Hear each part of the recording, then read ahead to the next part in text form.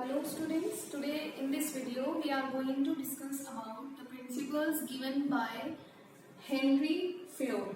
Okay, first principle is division of work. What does this principle says?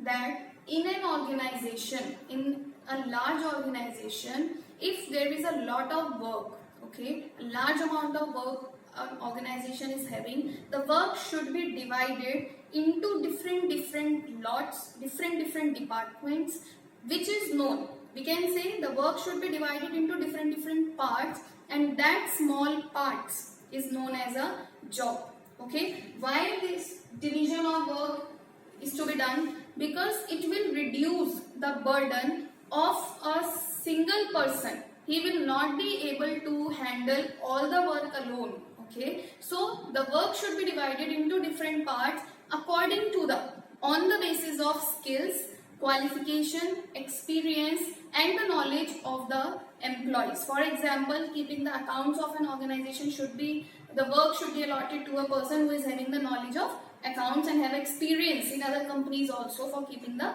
accounts. The target of selling of products should be given to a salesperson who is having the experience of selling the products. Okay, so that each one the work should be given to the person who is specialized in their field. If the work will be given to a specialized person of a particular field, the work will be completed very much effectively and efficiently. Along with that, it will also reduce the burden of each and every person so that they can focus only on their particular job. Okay. Second principle is authority and responsibility. What is authority?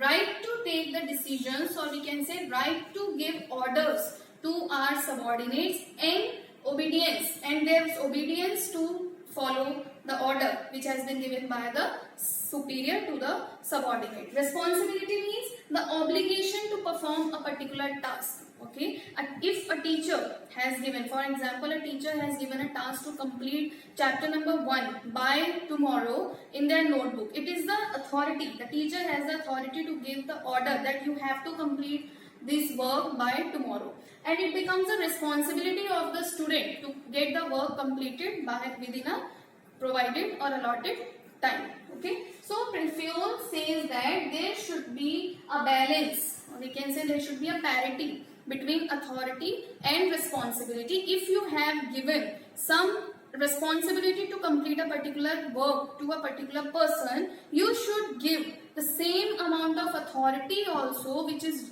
required to perform such responsibility. Okay, there should be a balance between authority and responsibility. Anything should not be so much more and less. What will be the impact if you will give more responsibility to an employee, but you have not given the authority? He will not be able to fulfill the responsibility. For example, you have not given the authority to that particular child that how many pages he should use to complete that work, or what is the time to be completed, and what is the stationery that he is going to use to complete that. So in that way he will not be able to complete that chapter, because you have not given such amount of authority which is required to complete that chapter in the notebook. Okay, if you have given so much authority to a person more than responsibility, then there might be a possibility that person will misuse the authority that you have given. Okay, so there should be a balance.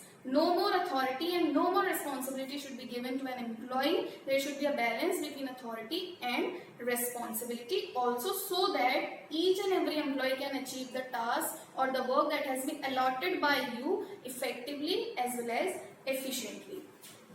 Third principle is discipline. What is discipline? Very well known term. It is a very familiar term for the student. Discipline, it means obeying the rules and regulations which have been framed by the organization in which you are working. Okay, so following the rules and regulations maintains the discipline in the organization. The discipline with this principle, Fayol insists that there should be fair agreement between the superiors and the subordinates, and the commitments which have been made by both the parties should be fulfilled positively. For example, there is a task, there is a project, an organization has received a project of constructing a bridge, or we can say they have received the project of producing 1000 units in a single day. For that, manager requested the workers that if you will work overtime today, I will provide you some extra money for that. And by obeying such order, the workers work overtime and they have completed the target of producing the required units. But after completing the units, after producing the units, next day the employees go to the manager and ask for the extra salary for which he had promised. The manager refused to do so.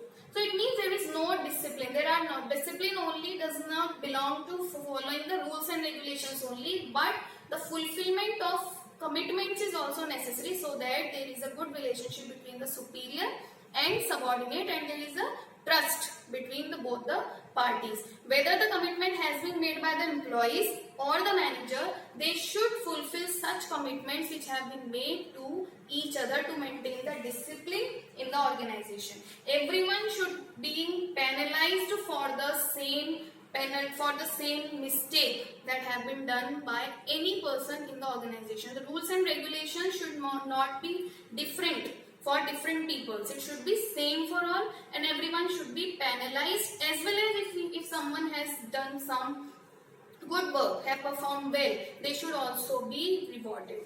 Fourth principle is unity of command. It is a very important principle. Unity of command says that each employee should receive order from one boss only. One man, one boss. In short, we can say that if there are so many managers working in the organization and one worker is there, okay, for let's say one worker is there, there are so many workers, but I am taking the example of one worker, that he has received the order from the sales department that today you have to sell 10 units, okay, from the finance department, or we can say that sales department has asked him to give 10% discount to increase the sale of the units. But finance department forced him that we are not in a condition to give the 10% discount. You can give max to max 5% discount to the customers. So there is a confusion. The employee will be confused. Should I follow the instruction given by the sales manager or the finance manager? So because in this condition he had received the order from two bosses, which is not possible to follow the rule of each boss. He will not be able to fulfill. In this case, he will not be able to fulfill the order and the responsibility which is given by different managers. The principle says that every employee should receive order from one boss only at a particular point of time, so that they can avoid confusions and any type of conflicts in the organization, and work can be completed by the worker very easily. Fifth one is unity of direction. It means one head, one plan. The direction of all the employees who are working in the organization should be same. It means that whether it is the employee of an purchase department, or you can say that an organization is manufacturing two products. Okay, two products. For example, food item also and clothes. Okay? So there are different goals of the organization. There are the policies and techniques they might be following, but the employees who are working in the organization should work in the same direction. And what is the direction? For the achievement of organizational goal only, without taking care of their personal interest and all. They should work, they should direct it towards every order, every activity should be allotted to them in such a way that they will work only in the same direction, that is towards the achievement of organizational goal only. Sixth principle is subordination of individual interest to general interest. It means any activity done by the superior as well as the subordinate should be in the interest of organization only. Okay, subordination means they should transfer, they should not supersede their individual interest. They should not supersede their individual interest for the general interest. For example, the purchase department has a responsibility to purchase the raw materials for the company. They are purchasing such raw material from a supplier, but later on, after some time, that employee of the purchase department and the manager, we can say, of the purchase department receive a call from one of his relative that I am also supplying the same raw material. Would you like to purchase from me? I will give you 2 rupees discount for 1 unit. Okay, but he doesn't inform such information to their organizational owner or the head of the organization. That purchase department manager doesn't inform.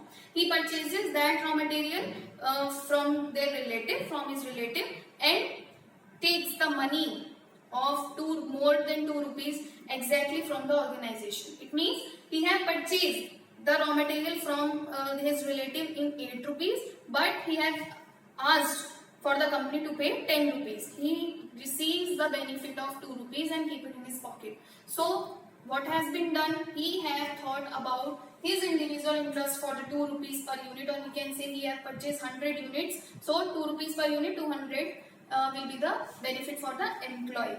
But he has not think about general interest. So everything which has been done by the superior as well as by the subordinate should be in the interest of the organization only, rather than in our personal interest. Okay.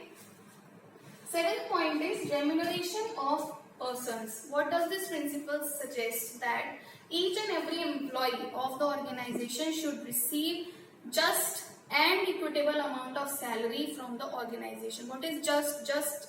I mean to say that it should be as per the work of the organization. For example, the company is earning 4 crores per month, but still they are giving very low amount of salary, that is 4,000, 5,000 rupees to their employees. It is not good. Okay, you should provide suitable amount of salary which is within the financial capacity of the organization, as well as it should provide a better standard of living to your employees also. You should keep in mind while fixing the salary of an employee that what are the other peoples working in your competitors organization, what are the salary they are getting. Okay, only then your employee will give their best and will be motivated and will be encouraged to give their best as much as possible. Okay, you should provide a just and equitable amount of salary to your employees as per their qualification, as per their work. Okay. 8th is centralization and decentralization. What does this mean? Centralization means keeping the power in few hands only, or we can say up to the top level management only. Do not provide. This principle says that centralization means that do not provide any amount of authority or to power to take the decisions to the lower level of manager or to the middle level of manager. The principles, the centralization principle, the organizations who follow these principles keep the power or authority to take the decisions in their hands only, up to the top level management. Okay. Decentralization means dividing the authority up to a limit to the different levels of organization. So what Fayol is suggesting here, that there should be a balance between centralization and decentralization. An organization should not follow the complete principle of centralization as well as of decentralization. As we can say, there are 2 types of decisions to be taken in the organization: minor decisions and major decisions. Minor decisions, which are not of so much importance for the organization, can be taken by the middle or the lower level managers. It should be decentralized. The authority should be given to the different levels of managers so that they can save their time. Top level managers can save their time in taking the decisions which are very much major or important for the organization. Some decisions which are very much important should be centralized, should be kept in the hands of the top level management, but the decisions which are not so much important should be decentralized. The authority should be given, the proper autonomy should be given to the different level managers so that they can also take the decisions within their scope of the authority. Okay, there should be a balance.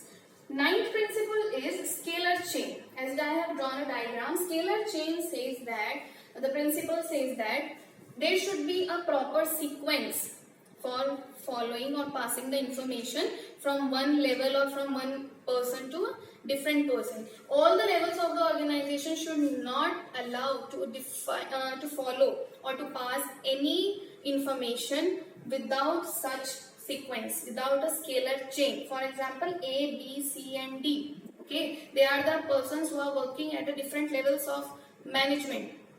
If A is the top level person, B is the middle level person and C is the lower level person, and A wants to send some information to C, to the lower level. So a proper scalar chain is to be followed. First the A will pass the information to B, then B will pass to C. Only then the information will be communicated between the different peoples. Okay, scalar chain, what does scalar chain insist? That there should be a sequence for passing the information from one person to the different levels of the people or different persons working in the organization, so that there is a sequence of information to be followed and you will be able to identify what will be the positive impact of this. You will be easily able to identify the source of information from which it has been passed away.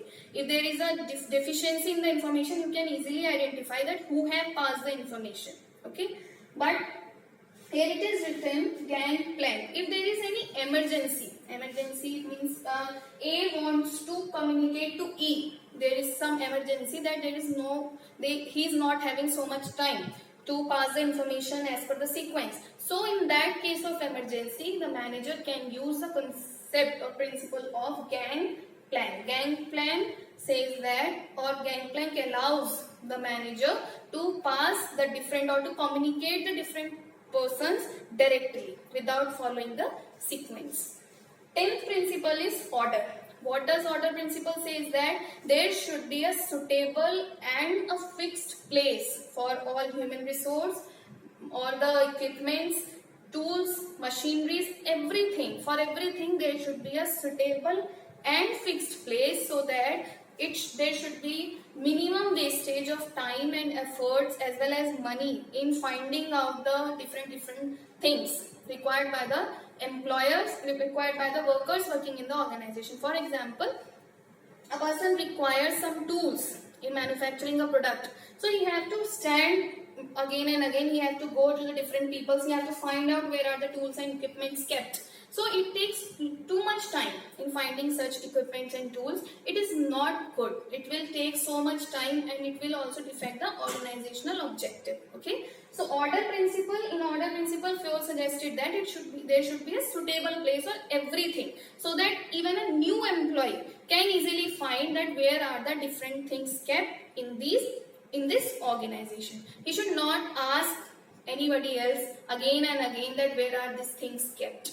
Okay, it will have a positive impact that the work will be completed on time and without any wastage.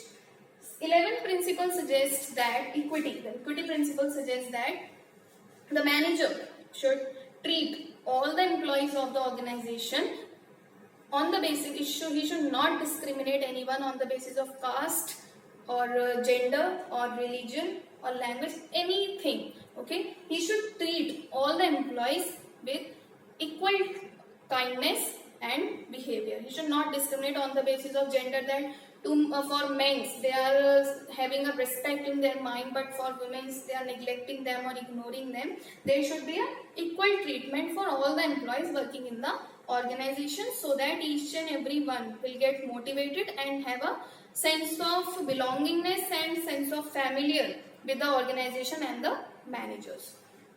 12th principle is stability of tenure of personnel. Personnel here refers to the employees working in the organization. So this principle says that there should be a fixed time period for each and every employee working in the organization. On the day he joins the organization, the manager should assist them that yes, if you perform well, you will work in our organization for, let's say, 1 year or 2 years. We are not going to terminate you after this particular point of time. So there should be a stability of tenure. Tenure means time period. Personnel here refers to the people or employee working in the organization. So the time period of the worker should be stable.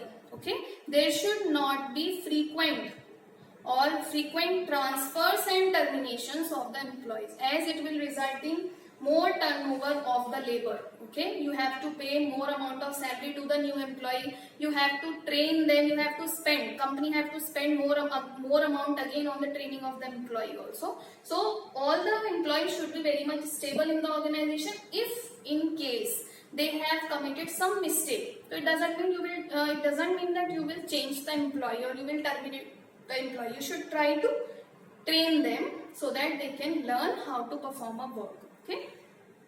13th principle says that is initiative. This principle suggests that initiative means to take the first step. Each and every manager should have a trust on their employees and should give some amount of autonomy and freedom to the employees so that they can take some decisions on their own without consulting again and again with their employee. Okay, if the employees are well qualified, well skilled, well experienced, so then manager should give an opportunity to take the decisions on their own so that they can show their creativity and skills, that how a work can be performed in different ways. Okay, this principle helps the manager to see that the work which I am performing, the task which I am performing, whether there is some another way to perform such task, and it can be seen with the help of initiative principle. 14th principle says that there should be, the principle is esprit de corps, means there should be a team spirit among the workers working in the organization, and between the superior and subordinate they should work as a team. Okay, the manager should not give all the credit for the success of the organization to himself only, that I have performed well, and when there is a deficiency or failure in the organization, they used to blame all the employees only. Okay, there should be a team spirit for the success as well as for the failure of the organization. He should replace the word I with we. We means if there is a success, we are responsible. If we have faced a failure, we are responsible. There should be a team spirit among the organization. All of them should work as a team for the achievement of the organizational goals. So in this way, we have discussed the 14 principles of the management given by Henry Fayol. Okay. In our next video, we will discuss about the scientific principles that has been given by F.W. Taylor.